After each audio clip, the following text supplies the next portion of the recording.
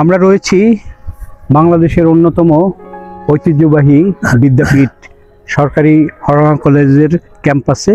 এটি মুন্সিগঞ্জে অবস্থিত। 1938 সালের 18 ডিসেম্বর যাত্রা শুরু হয়েছিল এই বিদ্যাপীঠের, এবং এই প্রতিষ্ঠানটির একজন অহংকার করার মতো প্রাক্তন ছাত্র এবং পরবর্তীতে যিনি এই প্রতিষ্ঠানটির হাল ধরেছিলেন অধ্যক্ষ হিসেবে, এবং তার হাত দিয়েই 6টি বিভাগ সহ অনার্স চালু হয়েছিল এই বিদ্যাপীঠে।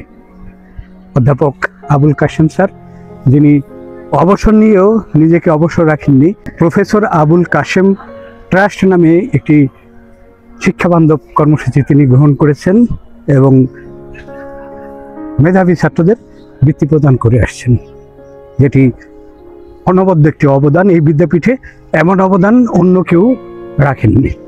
স্যার, আপনার কেমন লাগছে এই বিদ্যাপীঠে পা রেখে? অবশ্যই ভালো লাগছে, অনেকদিন পরে আসলাম তো। আমার সবসময় মুন্সিগঞ্জে আসতে ভালো লাগে। মুন্সিগঞ্জ হরঙ্গা কলেজের ছাত্র ছিলাম 1957-58 শিক্ষাবর্ষে, এবং এখান থেকেই আমি উচ্চ মাধ্যমিক পরীক্ষা পাশ করেছি, এবং পরবর্তীকালে ঢাকা বিশ্ববিদ্যালয়ে রসায়ন শাস্ত্রে অনার্স এবং মাস্টার্স করে শিক্ষকতার চাকরি বেছে নেই। প্রথম চাকরি আমার ঢাকা কলেজে, প্রভাষক এবং সহকারী অধ্যাপক মিলিয়ে প্রায় 10-11 বছরের মতো চাকরি করেছি। তারপর বিভিন্ন কলেজে চাকরি, বাইরে বিদেশেও কিছুদিন ছিলাম। শেষে বিদেশ থেকে ফিরে আমাকে দেবানন্দ কলেজে সহযোগী অধ্যাপক হিসাবে যোগ করেছিলাম মানিকগঞ্জে।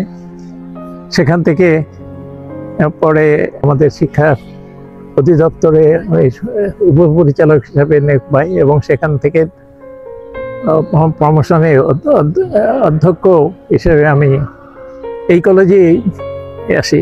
অর্থাৎ এই কলেজে আমি আমার উচ্চ মাধ্যমিক শিক্ষা এবং পরবর্তীকালে 6 বছরের মতো এই কলেজে আমি অধ্যক্ষ ছিলাম, এবং আমার সময় 6টি বিষয়ে অনার্স চালু করি।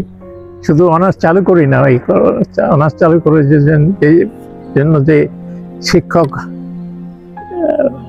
প্রয়োজন, 18 জন শিক্ষকের নতুন পদ সৃষ্টি করতে সমর্থ হয়েছিলাম।